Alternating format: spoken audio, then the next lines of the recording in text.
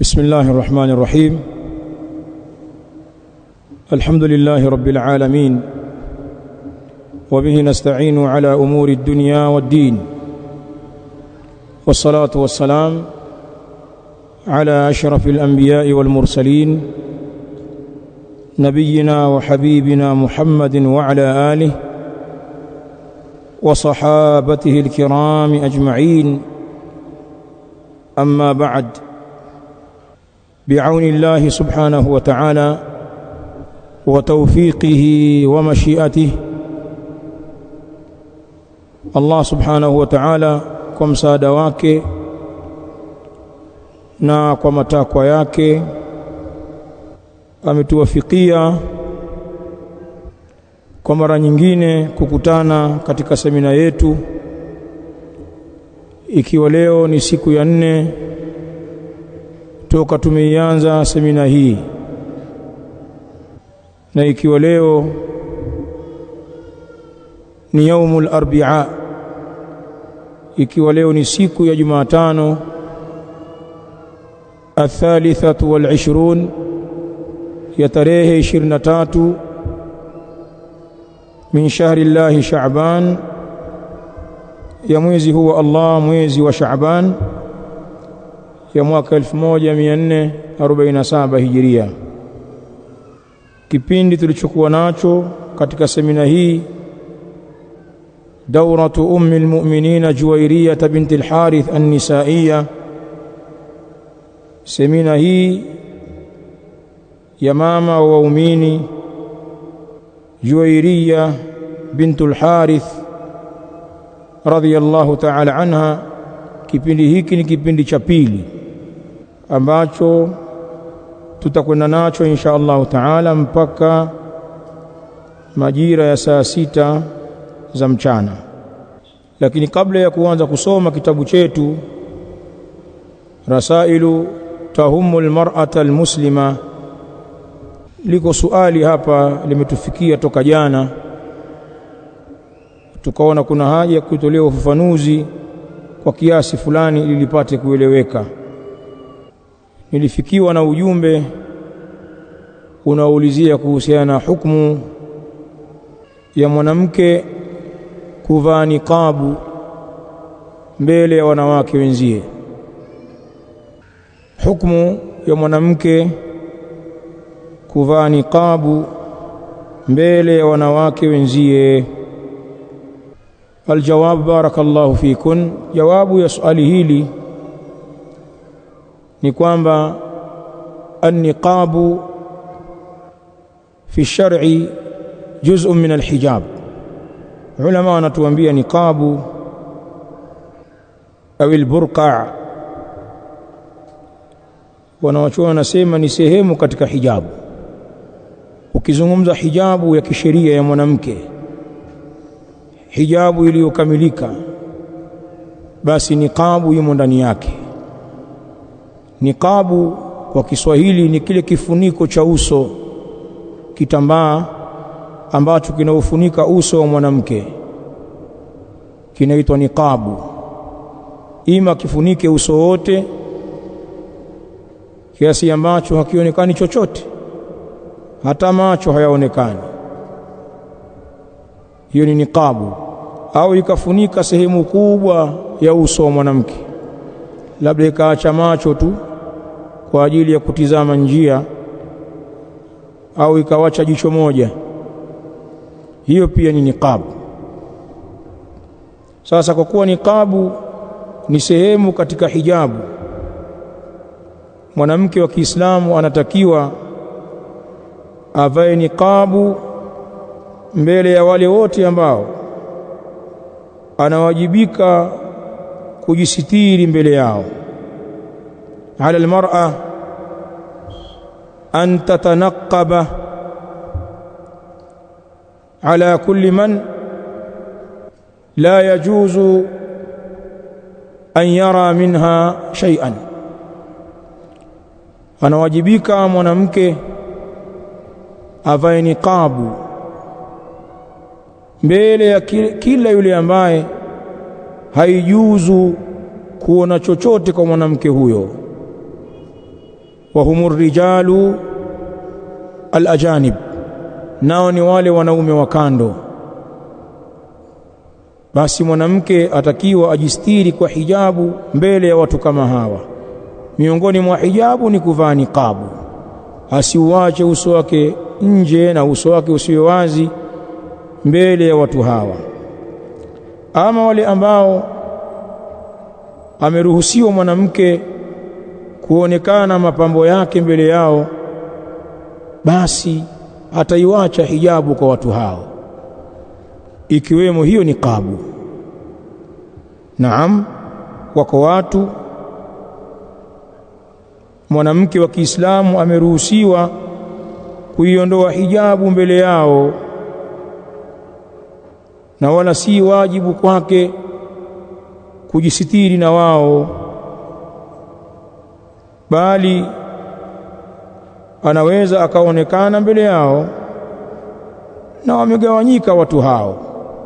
Wako wale ambao mwanamke anaonekana kwao kwa mapambo ya dhahiri na yale ya ndani,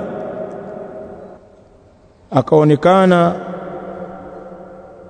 nywele zake, masikio yake, uso wake, shingo yake, viganja vyake, mihundi yake. Yanaitwa haya ni mambo ya nje. Na kuna wengine mwanamke anaonekana kwao hayo mapambo ya nje yakawe na hata yale ya ndani, bimaana akaonekana hivyo nilivyovitaja na vingine vya ndani zaidi, na huyo ni mume peke yake, azauji. Kwa hivyo kwa wale ambao sheria imemruhusu mwanamke kuyadhihirisha mapambo yake kwa wao, basi mwanamke hatowavalia niqabu watu hao. Na Qur'ani imeeleza wazi ni watu gani ambao mwanamke anaweza akayadhihirisha mapambo yake kwao. Qur'ani imeeleza. Kwa mfano, ukisoma Suratun Nur ile aya 31, nitasoma sehemu ya aya hii kwa sababu ya wakati. Allah subhanahu wa ta'ala anatoa maelekezo kwenye Qur'an baada ya kumwambia Mtume sallallahu alaihi wa alihi wasallam kwamba awaambie waumini wanawake wainamishe macho yao na wazihifadhi tupu zao, na wala wasiyadhihirishe mapambo yao ile yale ambayo yanadhihiri, hakuna namna ya kuyaficha, kama wale wanawake wenye maungo makubwa. Bali akawaambia Allah kwenye Qur'ani kwa kumwambia Mtume alayhi salam, na wanawake wajitupie mashungi yao juu ya shingo zao.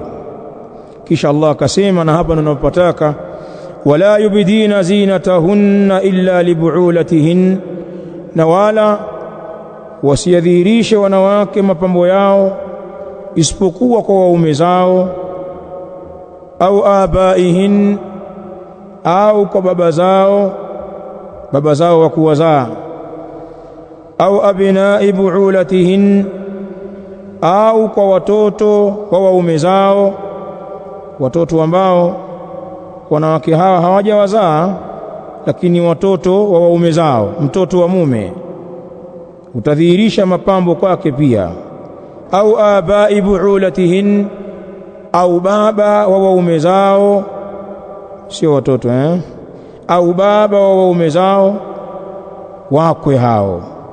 Tuianze aya hii, wala yubdina zinatahun, na wala wasidhihirishe wanawake mapambo yao, illa libu'ulatihin, isipokuwa kwa waume zao waliowaoa kwa ndoa, au abaihin, au kwa baba zao hao wanawake, baba zao waliowazaa, au abai bu'ulatihin, au kwa baba wa waume zao, hao ni wakwe hao, baba zao wakwe, au abnaihin, au kwa watoto wao, au abnai buulatihin, au kwa watoto wa waume zao, watoto ambao wanawake hawa hawajawazaa lakini watoto wa waume zao pia watajidhihirisha kwao, au ikhwanihin,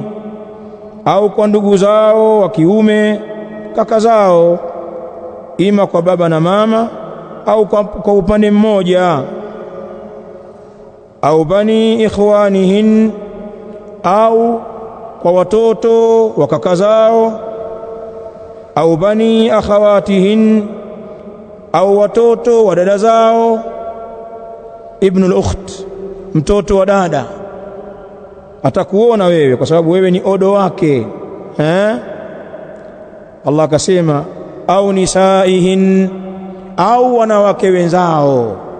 Wanasema ulama au nisaihin ay nisail muslimin, wanawake wa Kiislamu, au ma malakat aymanuhun, au wale ambao imemiliki mikono yao hao wanawake katika vile vijakazi vya kishirikina, pia watajidhihirisha kwao. Al-ayat, aya zinaendelea. Ashahid min al-aya, miongoni mwa waliotajwa kwenye aya hii ya 31 katika suratul Nur kwamba mwanamke anaweza akadhihirisha mapambo yake kwake ni wanawake wenzake, au nisaihin ay nisaul muslimin, ni tafsiri ya wengi katika salafu. Sasa ukiisoma aya hii iliposema wala yubidina zinatahun, na wala wasiyadhihirishe wanawake mapambo yao kwa mtu mwingine yoyote ila hao waliotajwa, kama waume zao watadhihirisha hapo, baba zao wakuwazaa, baba wakwe, baba waume zao, wakwe zao, watoto wao wakuwazaa, au watoto wa waume zao, au ndugu zao, kaka zao waliozaliwa pamoja, au watoto wa kaka zao, mashangazi hao, au watoto wa dada zao, au wanawake wenzao. Ulama wanasema mwanamke anaweza kudhihirisha mapambo kwa wote hawa waliotajwa hapa mpaka mwisho wa aya. Na azina, mapambo yaliyokusudiwa kwenye aya hii fi qawlihi ta'ala wala yubdina zinatahun ay mawadhi'aha, na wala wasiyadhihirishe mapambo yao, maana yake ni yale maeneo ya mapambo hayo. Wanawake wasidhihirishe kwa watu wa kando mapambo yao. Mapambo hapo ni yale maeneo panapokaa mapambo, wasiyadhihirishe maeneo hayo kwa watu wengine ila hao waliotajwa. Wanatoa mfano maeneo ya mapambo, mfano al-khatam, pambo la pete, maudhi'uhu al-kaf, mahala pake ni kiganja. Kwa hivyo kiganja cha mwanamke kitaonekana kwa hawa tu waliotajwa. Wa hakadha maudhi'u aswari, mahala pa bangili. Bangili ni mapambo, inakaa wapi? Fi dhira'i, bangili inakaa katika mkono, itafaa mkono wa mwanamke kuonekana kwa hao waliotajwa. Wa hakadha alqurt, kipuli, hereni, maudhi'uhu aludhun, mahala pake ni sikio, kwa itafaa masikio ya mwanamke kuonekana kwa hao waliotajwa. Walqilada, na mkufu, maudhi'uha alunuq, mahala pake ni shingo, itafaa shingo kuonekana kwa hao waliotajwa. Walkhilkhal, vile vile katika mapambo ni vikuku, maudhi'uhu, mahala pake vikuku. Asaq, ni katika muhundi, na vile vile mapambo ya kichwani kama vibanio na mfano wake. Kwa hivyo hao waliotajwa hapa, miongoni mwa waliotajwa ni wanawake wa Kiislamu,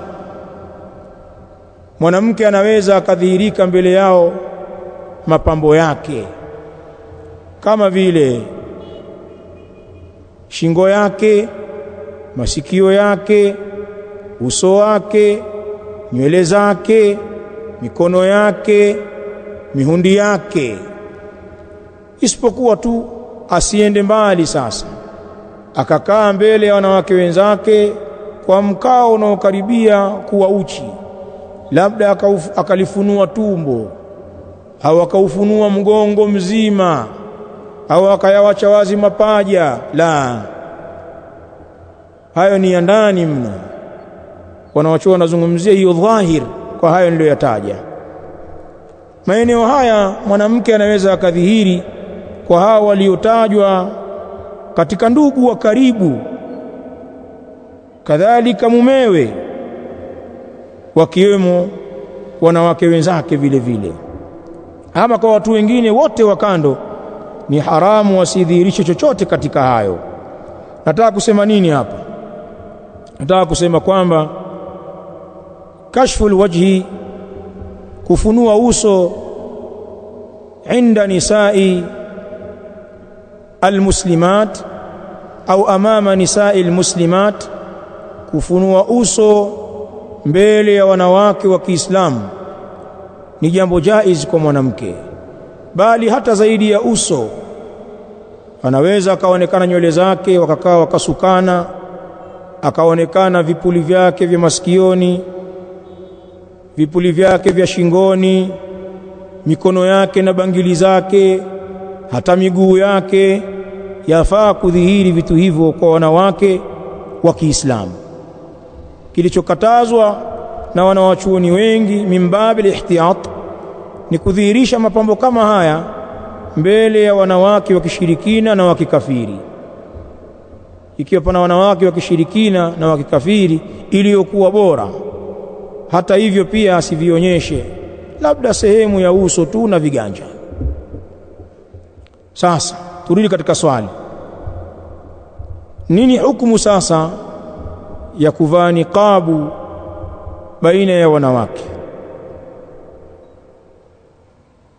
Ni kwamba mwanamke hakuambiwa ajistiri kwa hijabu kama hiyo niqabu mbele ya wanawake wenzake, bali utajisitiri wewe kwa niqabu yako mbele ya wale ambao ni haramu kukuona wewe, na wala usivuke mipaka ukaweka tashdidi hata mbele ya wale ambao ni jaiz kukuona, basi ukavaa niqabu kama wale ambao wanavaa niqabu hata mbele ya ndugu zao.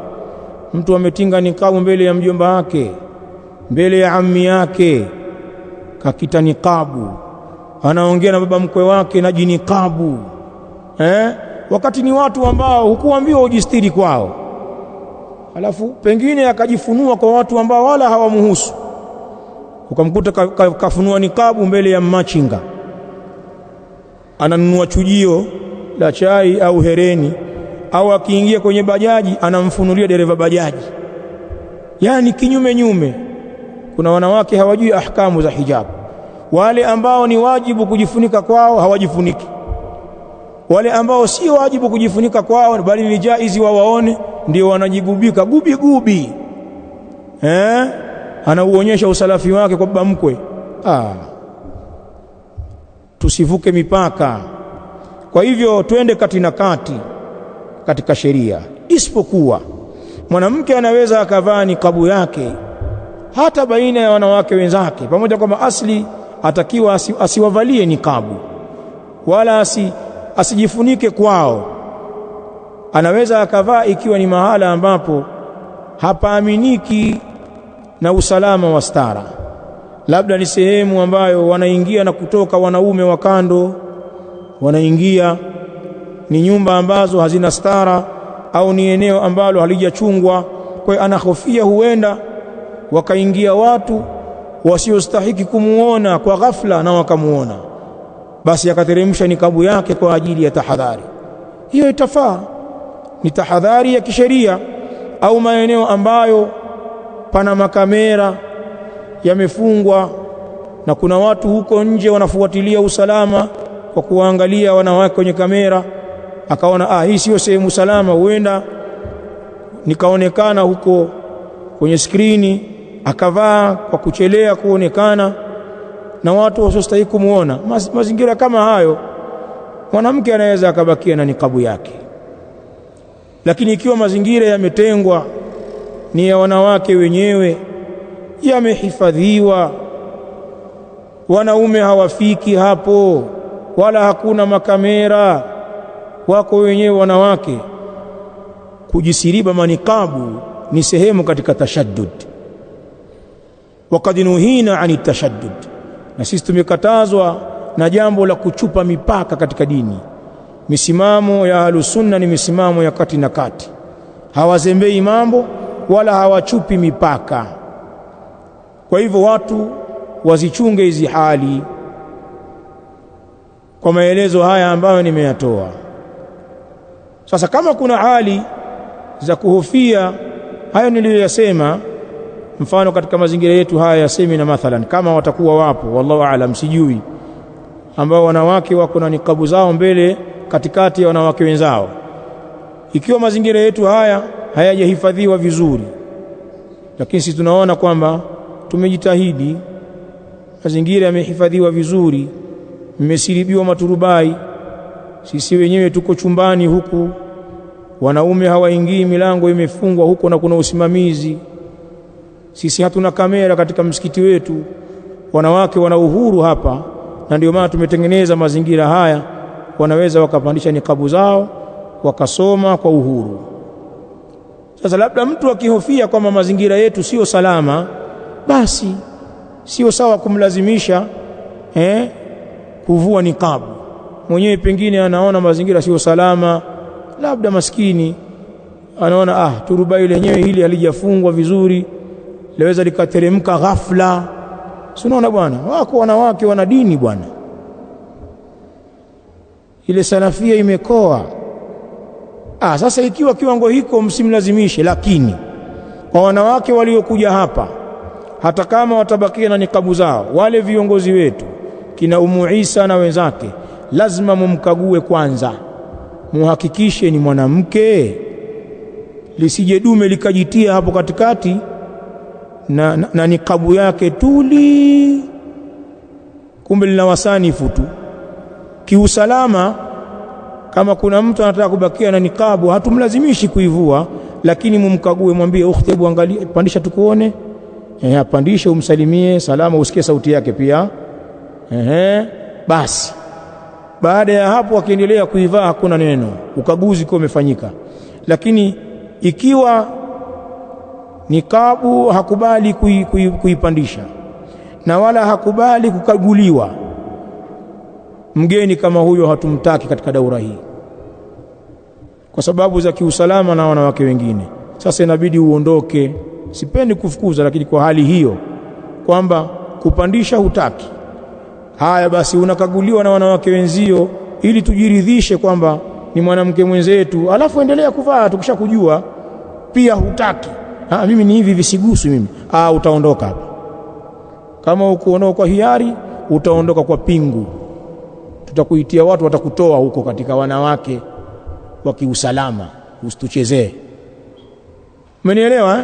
Kwa hivyo ili jibu hili, hebu mlielewe wanawake, na muende katika misimamo ya kati na kati, msiyazembee mambo na wala msichupe mipaka mkaenda mbali. Kadhalika mwanamke anaweza akabakia na nikabu hata mbele ya wanawake wenzake kwa udhuru, kwa sababu ya udhuru. Naam, mwingine ana maradhi ambayo si jambo zuri, kila mmoja akaona pengine ataamsha hisia. Wako watu wanaumwa, pengine ana tatizo, ana majipu usoni, huwezi kujua, au amepata ajali, ana ngeu za kutisha, pengine akivua ndio itakuwa habari ya mji. Hebu angalia alivyofura pale, si na nini, anaona bora nivae. Au kuna wengine mafuta yamewakataa, akawa kama ndizi mzuzu. Si mafuta yanakataa wakati mwingine, Mtu kaona maadamu bado mnajitibu, hapana, nijistiri, basi mkishamkagua msimng'ang'anize kwamba lazima nikabu juu, lazima nikabu juu. Mstiriane. Kwa hiyo kuna nyudhuru jamani. Ama wale wenye kupandisha nikabu zao katika mazingira kama haya ni jaiz na wako katika sheria, wala hakuna ubaya. Kwa hivyo tusianze kusuguana kwa mambo ambayo tuna makhraji ya kutokea. Na waomba sana akhawati, mnielewe vizuri katika haya niliyosema, na muishi kwa upendo na amani na kudhaniana kheri. Nimeeleweka hapo Tamam.